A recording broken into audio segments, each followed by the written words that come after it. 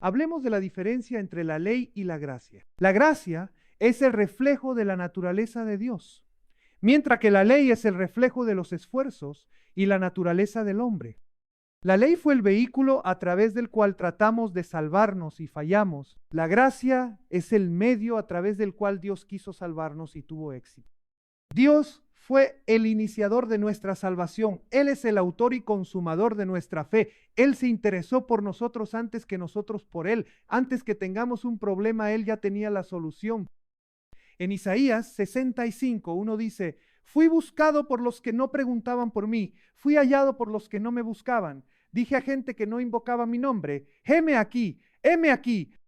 Jesús fue el cordero que fue inmolado desde antes de la fundación del mundo. No podemos elegir cómo salvarnos. Solo hay un método. La ley no puede hacerlo. La ley estaba compuesta de aspectos morales y ceremoniales. En el Nuevo Testamento la ley se retrata en Romanos y Hebreos. Son como pilares gemelos que muestran el contraste entre la ley y la gracia. Ambos tratan extensamente acerca de la imposibilidad de la ley para salvarnos. En Romanos 3, del 19 al 24, podemos verlo. Pero sabemos que todo lo que la ley dice, lo dice a los que están bajo la ley, para que toda boca se cierre y todo el mundo quede bajo el juicio de Dios. Ya que por las obras de la ley ningún ser humano será justificado delante de él, porque por medio de la ley es el conocimiento del pecado. Pero ahora, aparte de la ley, se ha manifestado la justicia de Dios, testificada por la ley y por los profetas, la justicia de Dios por medio de la fe en Jesucristo, para todos los que creen en Él, porque no hay diferencia, por cuanto todos pecaron y están destituidos de la gloria de Dios, siendo justificados gratuitamente por su gracia, mediante la redención que es en Cristo Jesús. Romanos trata con esta imposibilidad de salvación del hombre basado en su dilema moral, ya que el hombre es pecador por naturaleza. Hebreos trata con los actos ceremoniales para el perdón de pecados, mostrando que solo eran sombras.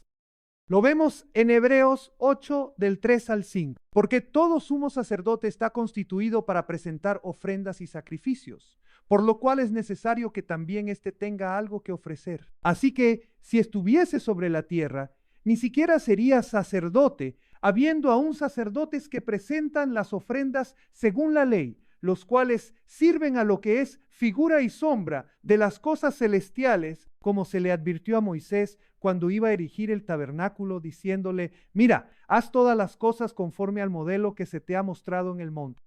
Y en Hebreos 10:1, porque la ley, teniendo la sombra de los bienes venideros, no la imagen misma de las cosas, nunca puede, por los mismos sacrificios que se ofrecen continuamente cada año, hacer perfectos a los que se acercan.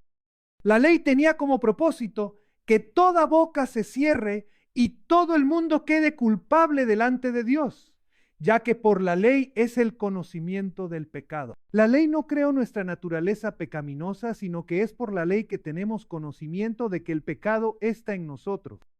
Como vemos en Romanos 4:15, pues la ley produce ira, pero donde no hay ley, tampoco hay transgresión. La ley nos muestra un estándar de justicia que nos muestra que ya somos injustos. Dice en Romanos 5:13, pues antes de la ley había pecado en el mundo, pero donde no hay ley no se inculpa de pecado. Es interesante que dice que hubo un tiempo que no había ley. Esto a pesar de lo que nos quieren decirnos los adventistas y legalistas cristianos.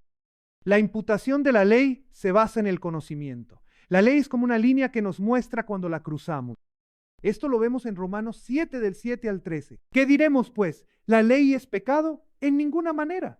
Pero yo no conocía el pecado sino por la ley, porque tampoco conociera la codicia, si la ley no dijera: no codiciarás. Mas el pecado, tomando ocasión por el mandamiento, produjo en mí toda codicia, porque sin la ley el pecado está muerto. Y yo sin la ley vivía en un tiempo, pero venido el mandamiento, el pecado revivió y yo morí. Y hallé que el mismo mandamiento que era para vida, a mí me resultó para muerte, porque el pecado, tomando ocasión por el mandamiento, me engañó, y por él me mató. De manera que la ley a la verdad es santa y el mandamiento santo, justo y bueno. Luego lo que es bueno, ¿vino a ser muerte para mí?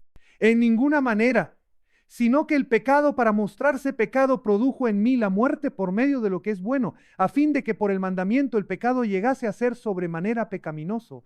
Dios colocó la ley en nuestros corazones para mostrar que no hay lugar para traspasarla, por lo que no tenemos excusa. Pablo estaba vivo con la ley en una época, cuando era un niñito.